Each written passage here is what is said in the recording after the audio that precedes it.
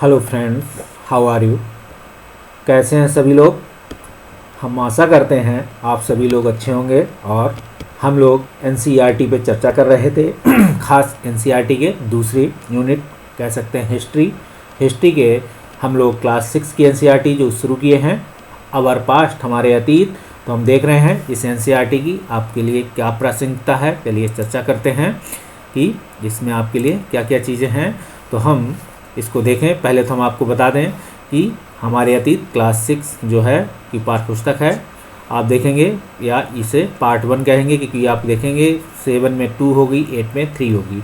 तो क्लास 6 की अगर यूपीएससी, सीएससी, यूपीपीसीएस अगर आप दे रहे हैं आपके जीएस पॉइंट ऑफ व्यू से ऑप्शनल, अगर आपका ऑप्शनल सब्जेक्ट हिस्ट्री है, UPSC, CSC, PCS, UPPCS, NET, PGT दे रहे हैं तो आपके लिए हेल्पफुल है, आपको फ़ायदा पहुंचाएगी। और आप ये भी देख सकते हैं कि एनसीईआरटी की हमने जैसे बताया कि अगर आप प्री कम मेंस में आप देखेंगे क्या होगा, आर्ट एंड कल्चर, साथ में आप देखेंगे इंडियन सोसाइटी का फॉर्मेशन कैसे होता है, ठीक है। इसके साथ आप ये भी देखेंगे कि कैसे कैसे एक ग्रामीण व्यवस्था का विकास होता है, नगरीय समाज कैसे निर्माण होता है। तो आप यहीं से क्लास 6 की एनसीईआरटी से पढ़ना शुरू कर देंगे। हम जो भी पढ़ लिख रहे हैं तो इंदिरा सिविल सर्विसेज के अंतर्गत पढ़ रहे हैं। हम लोग चैप्टर 6 को देख रहे थे, राज्य, राजा और एक प्राचीन गणराज्य। हम लोग इसके पहले पार्ट पे चर्चा कर चुके थे कि राज्य पहले क्या होता था, एक जन होता था, जन के कबीले के रूप में होता था, उसका एक राजा होता था। यही जन बाद में क्या हुआ, जनपद में कन्वर्ट हो जाता है, आपको बता दें। और जनपद ही आगे चल के हो सकता है इसमें कुछ परिवर्तन आए होंगे, कुछ जनपदों को मिला के कुछ महाजनपद हो गए होंगे, कुछ जनपद बड़े होते होंगे तो वो महाजनपद के रूप में कहलाए। और आगे चल के आप देखेंगे इन्हीं 16 महाजनपदों का हम भारतीय इतिहास में, प्राचीन इतिहास में चर्चा करते हैं। तो हम इसके पहले पार्ट पे चर्चा किए थे। और हम गणराज्य की बात क्यों करते हैं कि जब जन मतलब एक कबीले का राजा बनता था, जन का राजा जिसे बिस बोला जाता था, तो वो क्या होता था, लोगों की सहमति से बनता था। फिर क्या हुआ, फिर जनपद का राजा बना तो वहाँ भी क्या था, लोगों की सहमति से बना। और इसके बाद आप कैसे हुआ, फिर लोग धीरे धीरे महाजनपद की बात आई तो आपको उनमें भी आप देखेंगे कुछ गणराज्य जैसे लिच्छवी है और भी हैं, आप देखेंगे जहाँ गणराज्य जैसी व्यवस्था थी, लोगों की सहमति पर, लोगों का क्या था, लोगों राजा का चुनाव हुआ करता था। जैसे एक राजा के 2 बेटे हैं तो उसमें क्या था, सहमति ली जाती थी किसको राजा बनाया जाए।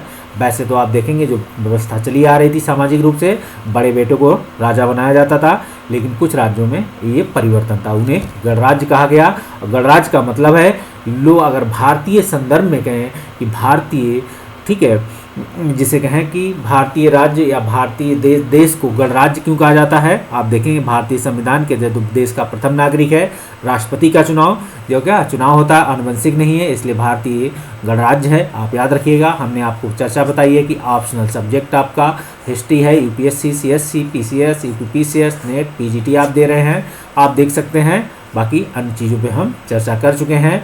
हम पहले पार्ट पे थे तो हम बता दें, हमने आपको ख़त्म किया था कि कैसे कैसे आप कर देते थे, तो आपको कर देने की व्यवस्था थी। अब कर देने के साथ ही क्या था, आप देखेंगे अगर आपसे एक क्वेश्चन पूछा जाए कि कृषि में फिर धीरे धीरे परिवर्तन आया तो शिकारी और खाद्य संग्रह राजा को क्या देते होंगे। जैसे कर के रूप में हम चर्चा कर रहे थे तो एक शिकारी राजा को क्या देते होंगे, और खाद्य संग्राहक पद किसे कह सकते हैं, जो जंगलों में जाके क्या थे, जड़ी बूटियां बीनते थे, या जंगलों में जो जनजातियां रहती थी राजा के एरिया में आते थे तो वो खाद्य संग्राहक थे। आप देख सकते हैं कि वो राजा को क्या देते होंगे, आप चर्चा लगा दीजिए। जो उनके पास सामग्री होती थी वही सामग्री वो राजा को देते थे।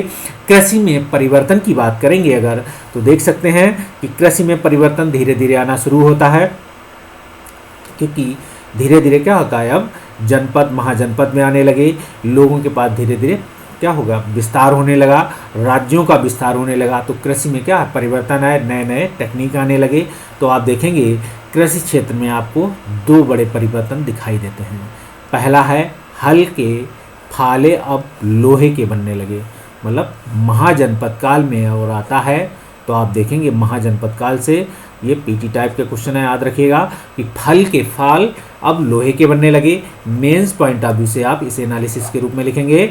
और दूसरी बात करेंगे, कठोर जमीन को लकड़ी की फाल की तुलना में लोहे के फाल से आसानी से जोता जा सकता था।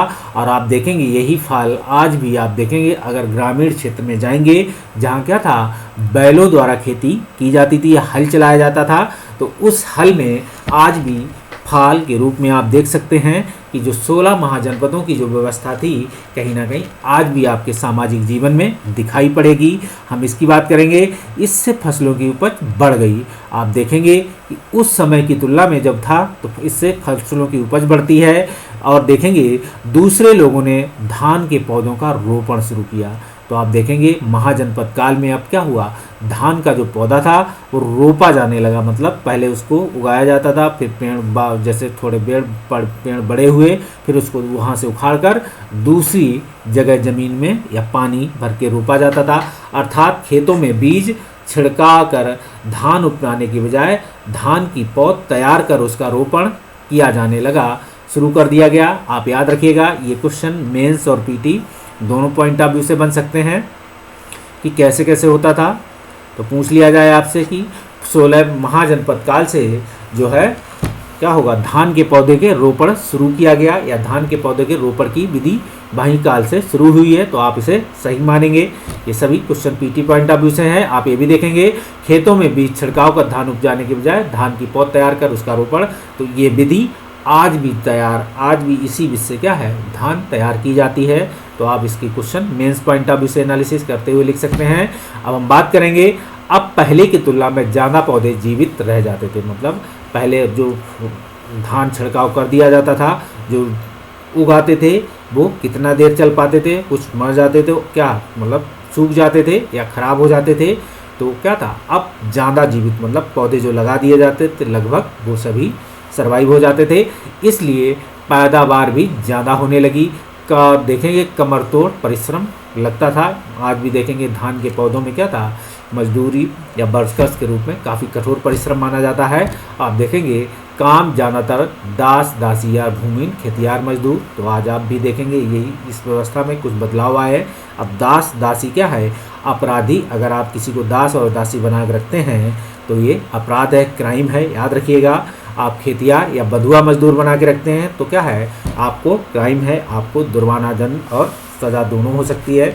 और कम जैसे खेतियार मजदूरों को क्या बोला जाता, भूमिहीन, तो इसे कम्मकार बोला जाता था। ये पीटी पॉइंट ऑफ व्यू से क्वेश्चन है, आपसे कभी ये पूछा जा सकता है। याद रखिएगा कि भूमिहीन या ज़्यादातर दास दासीता भूमिहीन खेतियार को क्या बोला जाता, तो आप देखेंगे कम्मकार बोलते थे। इसे पूछा जाए कभी तो आप इसे बताएंगे।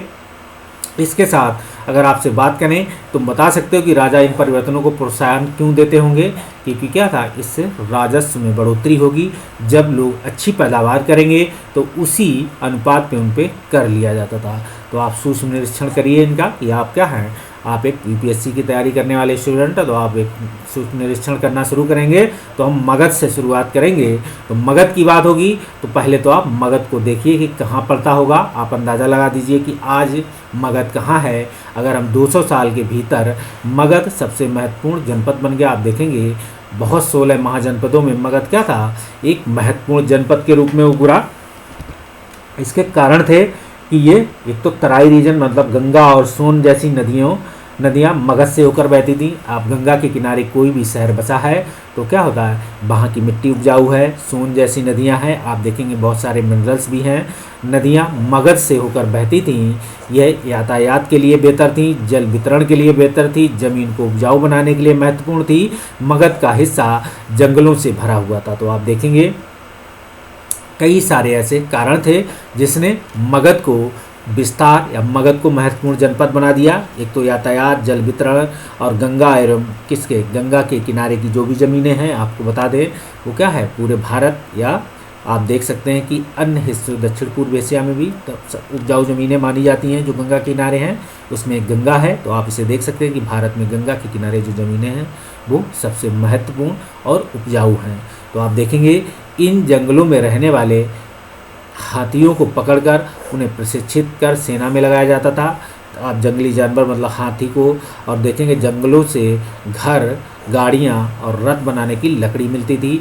तो आप इसको देख सकते थे कि जो उदयन के समय की जो बनती है राजधानी, वो भी क्या होती है, लकड़ी की बनती है, उसके साक्ष्य मिलते हैं पाटलिपुत्र नामक। तो आप देखेंगे कुछ ऐसे ही उसी एरिया में बनती है। आप जंगलों से घर, गाड़ियाँ, रथ बनाने के लिए क्या मिलती थी, लकड़ी मिलती थी। आप देखेंगे इसके अलावा इस क्षेत्र में लोहे के अयस्क की खदानें हैं, मजबूत औजार और हथियार बनाने के लिए बहुत उपयोगी थे। आप इसे ये देख सकते हैं कि मजबूत औजार और हथियार बनाने के लिए ये बहुत उपयोगी थे। इसके साथ ही आप देखेंगे मगध में दो बहुत ही शक्तिशाली शासक बिम्बिसार, ठीक है, मगध में अगर बात करेंगे कि दो बहुत ही शक्तिशाली शासक हुए, जिसमें क्या होता है, एक नाम है बिम्बिसार, दूसरा नाम है अजातशत्रु। अजातशत्रु भी बोलते हैं, अजातशत्रु भी बोलते हैं। आप इसे देख सकते हैं, लिखा भी हुआ है।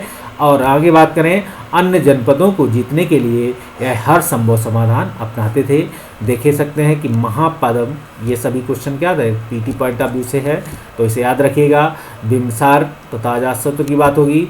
देख सकते हैं इसमें कि महापद्म नंद एक और महत्वपूर्ण शासक थे, जिन्होंने अपने नियंत्रण में इस क्षेत्र मतलब नियंत्रण का क्षेत्र इस उपमहाद्वीप के उत्तर पश्चिम भाग तक फैला दिया था। इसी के एक और शासक हुए महापद्मनम की बात होती है, जिन्होंने अपने क्षेत्र का विस्तार किया हुआ है। बिहार में आप देखेंगे राजगृह, आधुनिक राजगीर है। राजगृह किसके लिए फेमस है, आपको पता होना चाहिए। कई सालों तक मगध की राजधानी रही, बाद में पाटलिपुत्र आज की क्या है, पटना की राजधानी बनी। देख सकते हैं कि पाटलिपुत्र जो राजधानी बनती है वो क्या था, लकड़ी से इसका जो घर बने हुए थे, महल बने हुए थे, क्योंकि क्या था, वहाँ पे लकड़ी की प्रचुर मात्रा थी, इसलिए ऐसी व्यवस्था उन्हें उपलब्ध होती है। अगर हम आगे बात करें तो देखेंगे 2300 साल पहले की बात है कि मेसोपोटामिया के राजा सिकंदर विश्व विजय यात्रा करना चाहते थे। तो मेसोपोटामिया के एक राजा हुआ करते थे सिकंदर, आपको पता है, वो भारत के सिंध नदी को पार करते हैं। तो देखेंगे सिंध का नाम ले रहे हैं, ब्यास रावी को पास करते हैं। तो देखेंगे आगे, अभी बताएंगे। पूरी तरह सफल ना होने पर भी वह मिस्र और पश्चिमी एशिया के कुछ राज्यों को जीतता हुआ भारतीय उपमहाद्वीप में आप देखेंगे ब्यास नदी के किनारे पहुंचा। तो आप याद रखिएगा, क्वेश्चन पीटी में पूछा जा चुका है। और बात करेंगे, जब उसने मगध की ओर कूच करना चाहा तो उसके सिपाहियों ने इनकार कर दिया। इस बात से वो भयभीत थे कि भारत के शासकों के पास पैदल, रथ और हाथियों की बहुत बड़ी सेना थी। मतलब ऐसी मगध के पास बहुत सेना थी कि पैदल, रथ और हाथियों की एक बहुत बड़ी सेना होने की वजह से क्या था कि जो मेसोपोटामिया के सिकंदर की सेना ब्यास नदी को किनारे तक पहुंचा, मगध की ओर कूच करना चाहा, सिपाहियों ने उनके इनकार किया। इसका कारण ये बताया गया है कि भारतीय शासकों के पास पैदल, रथ और हाथियों की बहुत बड़ी संख्या थी। आप इसे कथन कारण के रूप में क्वेश्चन पूछा जा सकता था। ठीक है, आपसे कभी पूछा जाए तो ये क्वेश्चन आप सही मानेंगे। ठीक है, आप देख सकते हैं कथन और कारण के रूप में, या दो स्टेटमेंट के रूप में, या पीटी पॉइंट ऑफ व्यू से आप इसे याद रखिएगा बहुत से किनारे। तो आपको बता दें तो और हम बात करें इन सेनाओं और ऋग्वेद में उल्लिखित सेनाओं के बीच तुम्हें क्या अंतर दिखाई पड़ता है आपसे, कि अगर क्वेश्चन बने कि महाजनपद काल की सेनाएं और ऋग्वेद काल में उल्लिखित सेनाओं के बीच क्या अंतर हैं, आप चर्चा कीजिए, आप लिखिए इसे। अब हम बात करेंगे दूसरे राज्य या महाजनपद की, बज्जी महाजनपद।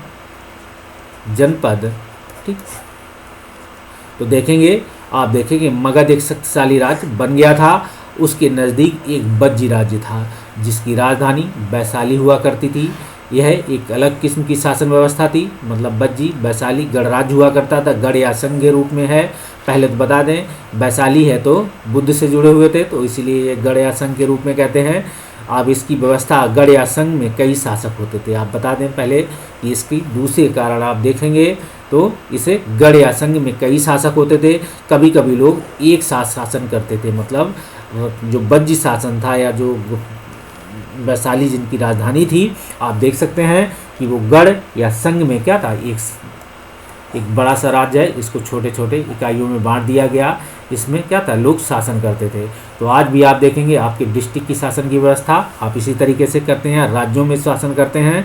कभी कभी ये लोग एक साथ शासन करते हैं, जिनमें से प्रत्येक व्यक्ति राजा कहलाता था। आप देखेंगे भारतीयों में क्या है, भारतीय अगर समानता करने को कहा जाए तो भारत में सभी राज्य जो हैं अपने अपने राज्य में शासन करते हैं, सभी राज्यों की अपनी समानता है, ठीक है, अपने अधिकार हैं जैसे संविधान में दिए हैं। ये सभी राजा विभिन्न अनुष्ठानों में एक साथ संपन्न करते थे, सभाओं में बैठकर बातचीत और बहस वाद विवाद के जरिए तय करते थे।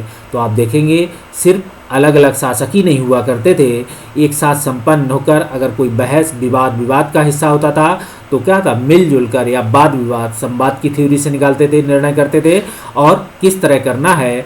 शत्रुओं के आक्रमण से निपटने के लिए भी मिलकर चर्चाएं करते थे। स्त्रियां दास कामगार देख सकते हैं इन सभाओं का हिस्सा नहीं लेते थे, ठीक है, याद रखिएगा। क्वेश्चन कभी आपसे पीटी में पूछे जा सकते हैं। यहाँ से मेंस और पीटी आपसे दोनों टाइप के हैं।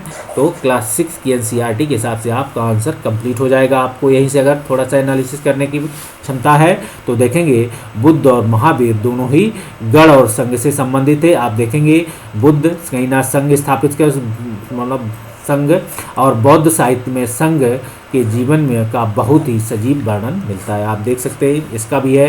तो गढ़ क्या है, गढ़ शब्द का प्रयोग कई सदस्यों वाले समूह के लिए किया जाता है। संघ क्या है, संघ अर्थात संगठन, सभा होती थी ये। तो आप देखेंगे बुद्ध की क्या थी, एक सभा होती थी, इसे संघ कहा गया।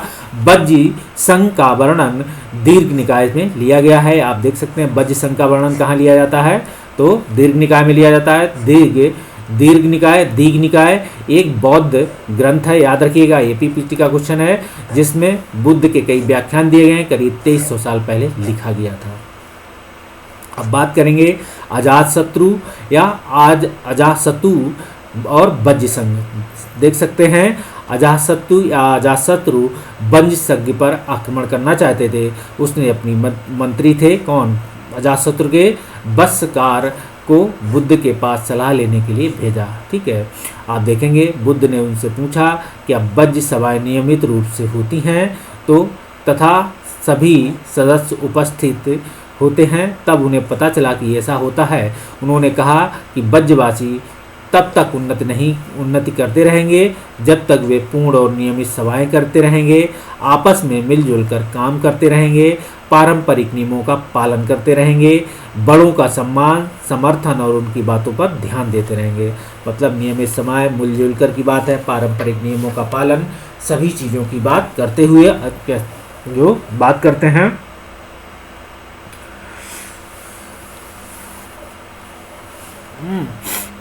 तो आप इसका इस तरीके से आप अजातशत्रु के संदर्भ में या बुद्ध के संदर्भ में इन चीज़ों को मेंस के आंसर राइटिंग में देख सकते हैं।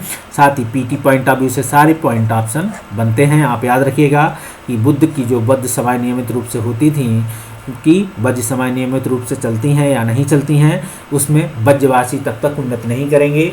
उनके कौन कौन से कारण बताए तो आप इनको लिख सकते हैं। इसके साथ ही आप देखेंगे कि बज्जी महिलाओं के साथ जोर जबरदस्ती नहीं करेंगे, ऐसा बुद्ध बोलते हैं उनसे। उन्हें बंधक नहीं बनाएंगे, शहरों और गांव में चैत्यों का रखरखाव करेंगे, विभिन्न मतालबी संतों का सम्मान करेंगे और उसके आने जाने पर कोई रोक नहीं लगाएंगे। ऐसी सभी बातें आप देखेंगे बौद्ध संघों में, या आप जाएंगे बज्जी जिससे कहते हैं कि अजातशत्रु, क्योंकि अजातशत्रु आक्रमण करना चाहते तो अजातशत्रु का जब मंत्री बस्सकार बुद्ध के पास सलाह लेने के लिए जाते हैं तो वो कहते हैं कि आप इस तरीके से, ठीक है, आप आक्रमण करिए लेकिन आप नियमित समय करेंगे, मिलजुल कर रहेंगे, पारंपरिक नियमों का पालन करेंगे, बड़ों का सम्मान करेंगे, समर्थन और उनकी बातों का ध्यान देंगे, और क्या करेंगे, बज्जी महिलाओं के साथ आप जोर जबरदस्ती नहीं करेंगे, उन्हें बंधक नहीं बनाएंगे, शहरों तथा गाँव में चैत्य का रखरखाव करेंगे, विभिन्न मतालंबी संतों को सम्मान करेंगे, उनके आने और जाने पर कोई रोक नहीं लगाएंगे। तो बज्ज संघ अन्य महाजनपदों से कैसे भिन्न था, कम से कम 3 अंतर बताओ, ठीक है। बज्ज संघ आपको भी अंतर बता दिए थे, आप इसे अंतर ढूंढ सकते हैं। साथ ही, ठीक है, कई शक्तिशाली राजा इन संघों को जीतना चाहते थे, ठीक है, क्योंकि इसके बावजूद भी राज्य अब से लगभग 1500 साल पहले तक चलता रहा। उसके बाद गुप्त शासकों ने गढ़ और संघ पर विजय प्राप्त कर इसे अपने राज्य में मिला लिया। तो आप देखेंगे कि बज्जी संघी को कोई भी राज नहीं मिलाया, सिर्फ 1500 साल पहले गुप्त शासकों ने गढ़ और संघों पर विजय प्राप्त करते हैं और वहाँ से क्या होता है, ये अपने राज्य में मिलाते हैं। तब तक जो है बज्जी या जिसे कहते हैं वैशाली राज चलता रहा। इसके साथ ही अन्यत्र मतलब इसके साथ ही भारत के अन्य हिस्सों में क्या घटनाएं घट रही हैं, आप देख सकते हैं कि 2500 साल पहले ऐसी घटनाएं आप एथेंस के लोगों की शासन व्यवस्था की स्थापना की, जिसमें प्रजातंत्र या गणतंत्र कहते हैं। जिस तरीके से लिच्छवी बज्जी या लिच्छवी आप देखेंगे बज्जी या जैसे वैशालीगढ़ राज्य है, उसी तरीके से आप एथेंस के शासन व्यवस्था की स्थापना कर सकते हैं। और आप देखेंगे ये व्यवस्था लगभग 200 सालों तक चली। 30 साल से ऊपर इन सभी पर पुरुषों को पूर्ण नागरिकता प्राप्त थी, ठीक है। आप देखेंगे 30 साल से ऊपर तक जो है उन सभी लोगों को पूर्ण नागरिकता प्राप्त थी जो दास नहीं थे। मतलब नागरिकता के संदर्भ में उम्र 30 साल होनी चाहिए, और जो दास नहीं हो तो ऐसी एथेंस में शासन व्यवस्था थी। वहाँ एक सभा थी, आप देखेंगे वहाँ एक सभा थी, जैसे क्या थी वैशाली में आप देखेंगे हो रही थी या बज्जी संघ में हो रहा था। आप देखेंगे महत्वपूर्ण विषयों पर निर्णय लेने के लिए साल भर से कम 40 सभाएं बुलाई जाती थीं, और इन सभी नागरिक भाग ले सकते थे। शासन में कई नियुक्तियां लॉटरियों के द्वारा की जाती थी। सभी नागरिकों को सेना और नौसेना में अपनी सेवाएं देनी होती थीं। आप देखेंगे जो एथेंस की शासन व्यवस्था थी, जो प्लेटो का साम्यवाद है, मतलब सेना नौसेना, मतलब जो सभी नागरिकों को क्या है सेना में भर्ती करने के लिए, जिस समय उसकी सेना नौसेना जैसी रहेगी, आज से सेना नौसेना की तुलना मत कीजिए कि उनके पास टैंक होंगे, उनके पास हेलीकॉप्टर होंगे, ऐसी व्यवस्था नहीं थी। पहले क्या थी, सेना का मतलब है कि जो पैदल सेना है, नौसेना का मतलब है कि जो क्या नाव चलाने वाली या बड़े बड़े नाव व्यवस्था जो समुद्र में नाव चलाती थी, तो उनमें नौसेनाएँ थी, उनको सेवाएं देना ही होती थी। ऐसी शासन व्यवस्था थी। तो कहीं ना कहीं प्लेटो के साम्यवाद की ओर चलते हैं। औरतों और नागरिकों की दर्जा नहीं मिलता, औरतों को नागरिकों का दर्जा नहीं मिलता था। तो आप देख सकते हैं, हमने आपको अभी एक वीडियो दिखाया था कि धर्म, जाति और लैंगिक मसले, तो कहीं ना कहीं जो लैंगिक मसले हैं वो पूरे विश्व की समस्या है। आप देखेंगे जहाँ जैसी लिटरेसी है वैसे वैसे लोगों ने विकास किया हुआ है। आपको एनालिसिस के संदर्भ में अगर देख सकते हैं, व्यापारियों तथा शिल्पकारों के रूप में एथेंस में रहने और काम करने वाले बहुत से विदेशियों को भी नागरिक अधिकार नहीं मिलते थे। एथेंस में खदानों, खेतों, घरों तथा कार्यशालाओं में काम कर रहे दासों को भी नागरिक अधिकार नहीं मिलते थे। तो आप देखेंगे कि एथेंस में शिल्पकारों के रूप में जो एथेंस में रहने और बहुत से विदेशियों को भी नागरिक अधिकार नहीं मिले थे। एथेंस में जो खदानों में, खेतों में और घरों में और कार्यशालाओं में काम कर रहे दासों को भी नागरिक अधिकार नहीं मिलते थे। तो उस समय नागरिक अधिकारों के लिए आप देख सकते हैं। अब हम बात करेंगे नीचे के शब्दों के संदर्भ में लिख सकते हैं। शिकारी ये महाजनपद का राजा है। शिकारी, संग्रहक, व्यापारी, शिल्पकार, पशुपालक, तो सब में एक एक आप लगा दीजिए, ठीक, भर जाएगा। आपके लिए बहुत सिंपल है। हम बात करेंगे उपयोगी शब्द। तो हमने इस चैप्टर में राजा को पढ़ा, अश्वमेध यज्ञ पढ़ा, वर्ण पढ़े, जनपद पढ़े, महाजनपद पढ़े, किलेबंदी पढ़ी, सेना पढ़ी, कर पढ़ा, पौधरोपण पढ़ा और गढ़ तथा संघ पढ़ा, फिर प्रजातंत्र पढ़ा अन्यत्र में, ठीक है। और बज्जी संघ है, जो वैशालीगढ़ राज्य था, वहाँ भी हमने प्रजातंत्र के लक्षण देखे गणराज्य के अंदर। अब हम कुछ तिथियों की बात करेंगे क्योंकि हिस्ट्री तिथियों पर टिकी हुई है। तो हम देखेंगे नए शासक। तो आप देखेंगे लगभग 3000 साल पहले, महाजनपद लगभग 3000 साल पहले, ठीक है। आपसे स्टेटमेंट बन जाए कि जब लगभग जनपद की व्यवस्था, तो नए शासक जो राजा बनने लगे तो 3000 साल पहले भी वही, जब जनपद महाजनपद तो 3000 साल पहले आप देख सकते हैं। सिकंदर का आक्रमण, तो देख सकते हैं भारत में ब्यास नदी पार करने के बाद उसकी सेना मना कर देती है। दीर्घ निकाय का लेखन है लगभग 2300 साल पहले। दीर्घ निकाय में किसकी चर्चा है? तो बज्जी संघ की चर्चा, बज्जी या लक्ष्मी गणराज्य की चर्चा है। बज्ज और दीर्घ निकाय में आप देखेंगे कि ये बुद्ध का क्या है, इसमें लिखित उनके संवादों का वर्णन है। और अभी देखेंगे गढ़ या संघों का अंत कब होता है? 1500 साल पहले, मतलब 1500 साल तक व्यवस्था चलती है गढ़ और संघ। तो गुप्त शासकों ने इसे अपने राज्य में मिलाने वाले कौन थे? क्वेश्चन कभी पूछा जाए कि गढ़ या संघ को मिलाने वाले कौन से शासक हुआ करते थे, तो आप गुप्त आंसर मानेंगे। बस सीधी सी बात है, 1500 साल पहले इसकी व्यवस्था है, तो आप इसे देख सकते हैं संदर्भ में। आगे अगर हम बात करें कि जो बज्जी जब अजातशत्रु बज्जी संघ पर आक्रमण करते हैं तो उनका बस्सी जो महामंत्री है वो मिलने जाता है बुद्ध से, तो कहते हैं ठीक है अब आक्रमण किए हैं तो आप क्या करेंगे, हमारे यहाँ ये व्यवस्थाएं आप इन्हें फॉलो कीजिएगा। तो आप देख सकते हैं कि उन व्यवस्थाओं को देखकर अब बात करें कि शायद उन्होंने आक्रमण की अपनी योजना टाल दी होगी, ठीक है। और क्योंकि उनको लगा कि हमारे यहाँ जो व्यवस्था है हम यही लागू करेंगे, तो उन्होंने बताया कि बज्ज संघ ऐसे चलता है, आप इन्हीं नियमों का पालन करेंगे। तो वो शायद वहाँ से फिर उन्होंने शासन उनकी छोड़ दिया उनके हट पे।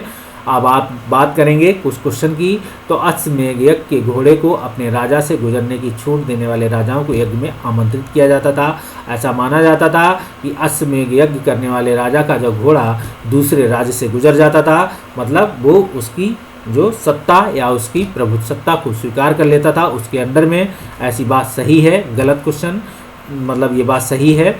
इसके बाद कहेंगे राजा के ऊपर सारथी पवित्र जल का छिड़काव करता था। राजा के ऊपर सारथी पवित्र जल, और पुरातत्वविदों ने वो जनपदों की बस्तियों में महल मिले हैं, आप इसे देख सकते हैं। दूषित चित्रों पत्र पात्रों में क्या था? अनाज रखा जाता था। आप देखेंगे ऐसी व्यवस्था का वर्णन नहीं मिलता था। महाजनपदों बहुत सारे नगर किलेबंद थे, आप बिल्कुल सही हैं। इस व्यवस्था में ये चीज़ नहीं मिलती। अगर गलत बात करेंगे, पुरातत्व जनपदों में क्या बस्तियों में महल मिलते हैं, आप इन्हें भी देख सकते हैं, ठीक है। और सारथी जल का छिड़काव नहीं, सारथी जल का छिड़काव करता था। धूसर पात्रों में जो थे क्या करते थे? रखे जाते थे, तो उन्हें क्या किया जाएगा कि सारथी पवित्र जल का छिड़काव। आप ये क्वेश्चन सही नहीं, बाकी ये भी सही है, आप इसको सही माने। ये क्वेश्चन गलत है कि सारथी का काम क्या था? जल का छिड़काव करना नहीं था। आगे देख सकते हैं समाज में वो कौन से समूह थे जो गढ़ की सभाओं में हिस्सा नहीं लेते थे, तो आप बता से गढ़ की सभाओं में कौन? दास, महिलाओं और ऐसी चीज़ थे कम, ठीक, जो नागरिक नहीं थे।